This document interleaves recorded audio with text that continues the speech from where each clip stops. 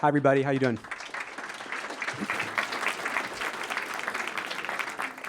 Let's start with an interactive round. I'd like a raise of hands. Who's heard of ChatGPT? Okay, if you haven't, I saw some hands not up. ChatGPT.com. You want to check it out. Who's heard of Claude by Anthropic? Okay, so about half the room. How about DeepSeek? So actually more DeepSeek than Claude. That's interesting. So DeepSeek is a new LLM that seems to have done some maybe dodgy distillation work on top of ChatGPT to create itself, and it's pretty powerful. So all these things what they have in common is these are what are called foundation models.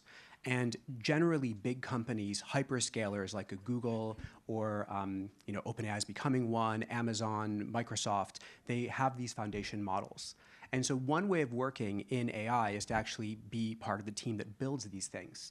And so this is in my kind of 3 rings of working in AI. This is the first kernel of it.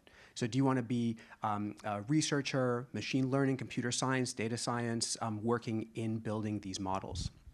Then the next interactive round for the group, and this is for the layer outside of the kernel, is who's heard of Harvey AI? Few hands. How about Robin AI? So these are examples of vertical AI.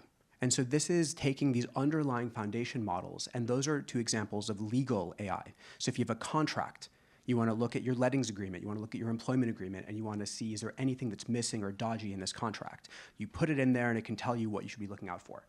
And so this is examples where I, a year ago, thought that the foundation models could do everything. Today, I think that there's going to be very many vertical AI players. Another example would be there's a new investment we made at Local Globe called Parsed Health, and they're doing mechanistic interpretability of healthcare AI models.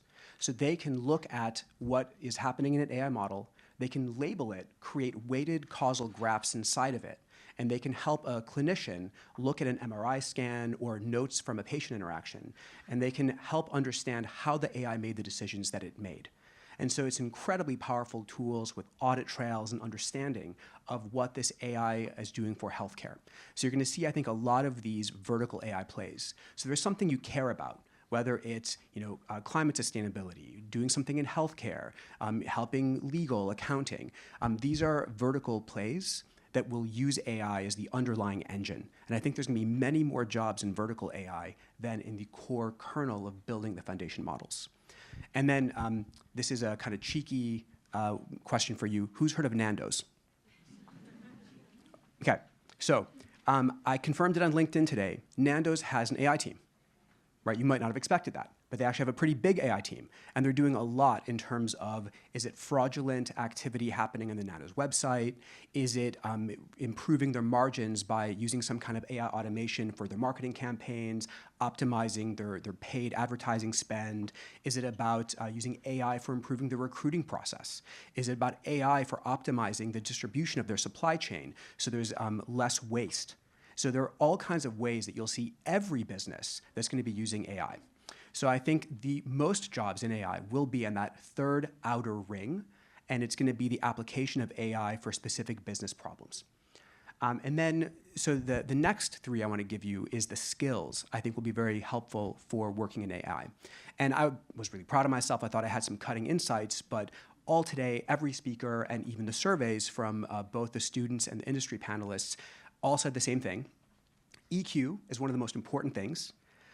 The second thing I'd say is critical thinking, which came up in the last panel. And I've seen people who have misinformation, AKA fake news, and they see information that is oftentimes anti-causal, it's backwards, the causality, and they jump to conclusions that are not right. And so I'd say more important than a computer science A level, I'd probably say statistics, really focusing on A/B testing, call it a student's t-test, and beginning to look at causal inference. I think these are much more helpful skills that will build you a more stable foundation in the building of your career. And the computer science stuff, the coding, you can learn that later. I think the deep thinking matters more. I've seen great computer scientists that code the wrong thing because they didn't understand the question, they did not understand the answer. So critical thinking. And then the third one I would add is communication clarity. I've seen incredibly smart people who have, the A star on their computer science A level, and they can't communicate their way out of a paper bag. And so they're in a meeting, you don't know what they're saying, they're lost, you're lost, things don't go anywhere. So EQ, critical thinking, communication, clarity, these are the great unlocks. I've met people who have IQ 150 plus tested. They've gotten medals in math Olympiads, unbelievable engineers, so fast, so good. And they completely were ineffective at work. And the three things, right, the three things that block them, I would say were those three: EQ, critical thinking, and communication clarity. It was like a Formula One car with 1,200 horsepower with a flat tire. There wasn't that grip and that adhesion to make that motor in their brain affect the world in a positive way.